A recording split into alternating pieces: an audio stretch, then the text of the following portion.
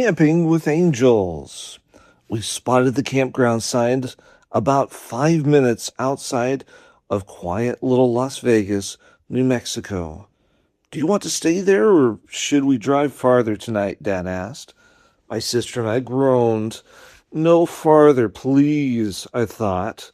After roughing it for a week in a national forest in northern New Mexico, my 10-year-old sister and I ached for hot water at the twist of a knob, showers that sprayed instead of spit, and real restrooms. I'm for stopping, my mother urged. Tomorrow morning I need to find a laundromat so I can do the laundry before Sabbath. Kelly and I grinned and clapped. Driving through the almost empty park, we chose a campsite on a knoll overlooking a small pond. Except for one other trailer at the next site, the park stood empty. We all helped to set up camp. Kelly and I spotted a playground not far away, and we were eager to explore it. Just then a patrol car cruised by. The policeman waved at us, and we waved back. Hot water, Mom cooed as she bustled about the trailer's kitchen, scrubbing all surfaces within reach. I'll have supper ready in 15 minutes. Stay near the trailer. Aw, Mom, Kelly and I groaned in unison. Can we walk down to the edge of the pond at least? Kelly asked. Mom sighed. All right, but come right back. I need you to set up the picnic table. Only minutes after we reached the water's edge, in the cozy lean-to, Dad called, Rhonda, Kelly, come on, it's time for supper. As we ate, Mom noticed our neighbor removing the jackets under the corners of his motorhome. Isn't it quite late in the afternoon to be leaving the campground? Mom asked Dad. I talked with the man, Dad replied. He told me some motorcycle gang came around here last night. All the other campers left early today, and he and his wife have decided to spend the night in a motel. What do you mean? What happened? Is it safe for us to stay here? Everything's fine, dear. The gang was reported to the state police, and the patrol cars have been cruising through here all day. With that, Dad continued to eat his supper. After supper, Dad suggested that we walk to the playground. You three go and enjoy yourselves, Mom said. I just want to take a long, hot shower. Mom grabbed her towel, soap, and robe and headed for the showers. Kelly had a great time sliding down the slide, and I enjoyed having Dad push me on the tall wooden swing set. All too soon, Dad gave his last push. Come on, he said. It's time to head back to the trailer. Mom's probably ready for worship. By now the sun had dipped behind the gray peaks to the west, and a rosy glow filled the sky. Back in the trailer, Dad said, Kelly, please go get my Bible. We'll have worship right here around the picnic table. I settled down on the bench, resting my head in my arms as Dad read. I call Psalms 34:7 the camper's promise, he said, with a smile.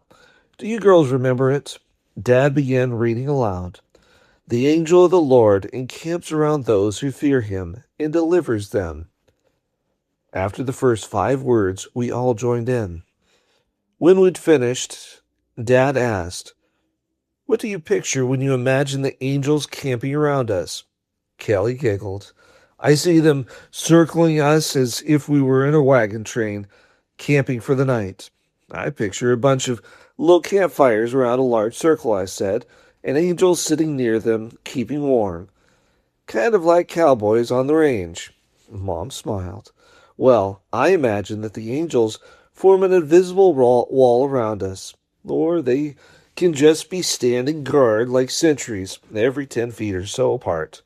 Dad added, posing as an armed guard. Together, we watched the last rays of daylight disappear behind the silhouetted mountains. Kelly and I crawled into our sleeping bags, spread out on the bed in the rear of the trailer. For a few minutes, we lay silent, listening as our parents sat talking at the picnic table outside. What the people in the other trailers say the gang did last night, Mom questioned. Kelly and I crawled over to the open window to listen. They drove their motorcycles around the park with music blaring, shouting obscenities at the campers. Then they overturned one of the trailers. The owner had to get a wrecker out here today. Dad paused. But everything's quiet tonight. The police have driven through the park twice since supper. Besides, short of sleeping alongside the road or driving all night, we don't have much choice.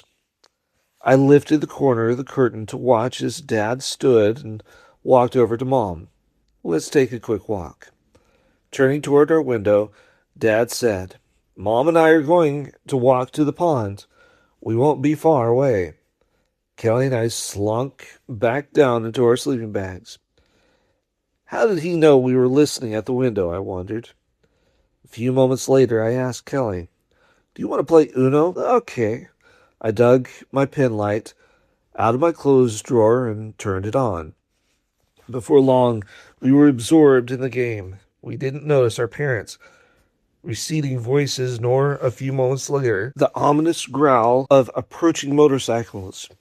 10 fierce-looking cyclists pulled up behind our trailer, revving the motors on their giant black bikes and blasting their radios. Suddenly, the thin sheet of aluminum siding between them and us didn't seem nearly enough.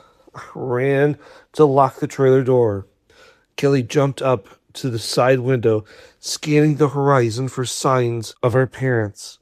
I hurried from window to window, closing all the curtains. What if the gang members tried to break in?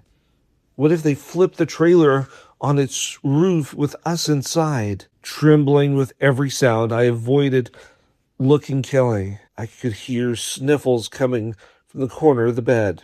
Hey man, let's have a party, a rough-sounding voice remarked. Suddenly the trailer began shaking from side to side. Let's at least search it before we trash it, another gruff voice said.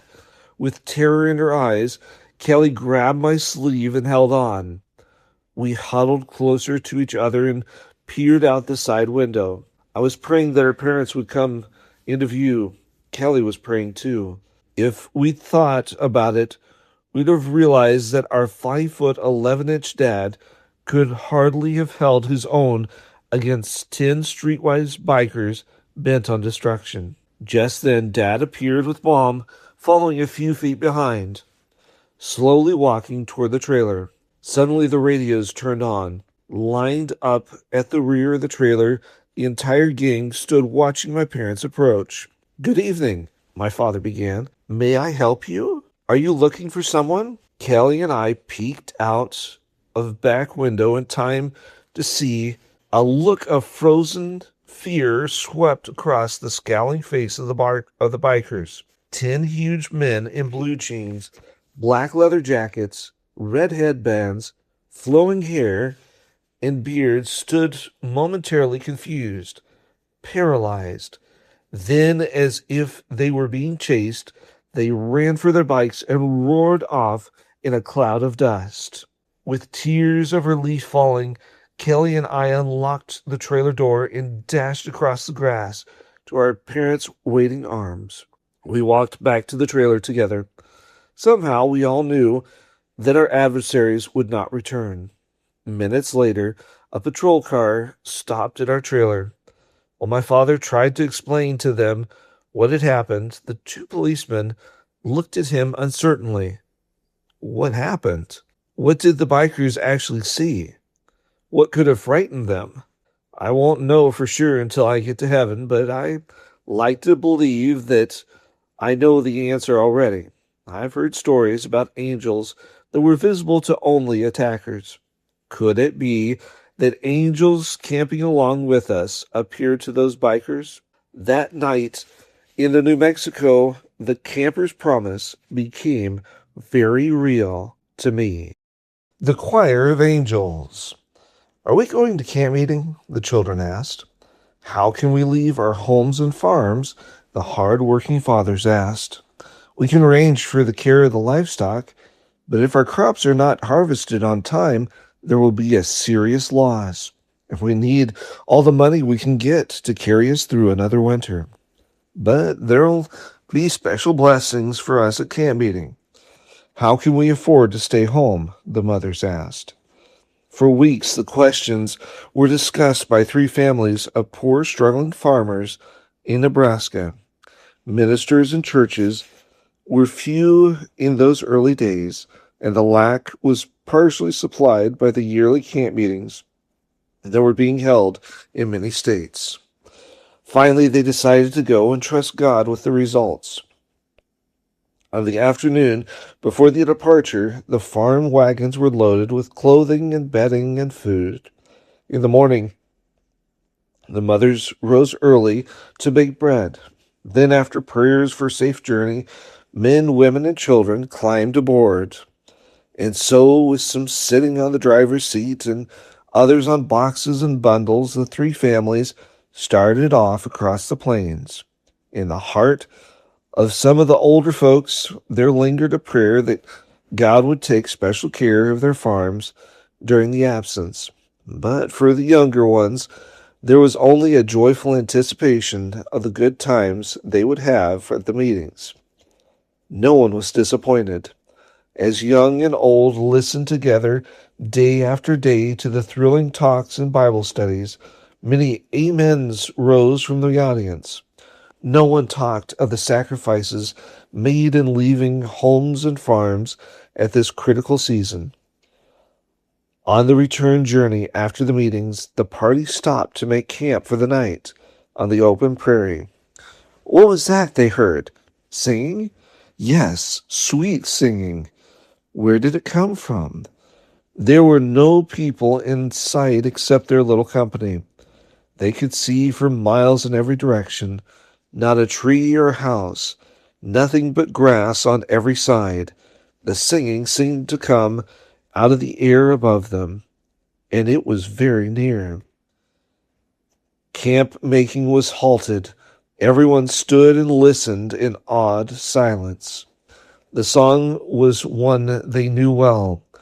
Children of the heavenly King, as you journey, sweetly sing.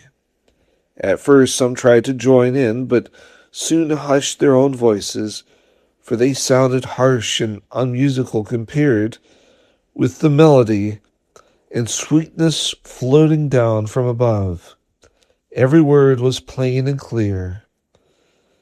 The singers completed the song and started again with the first verse.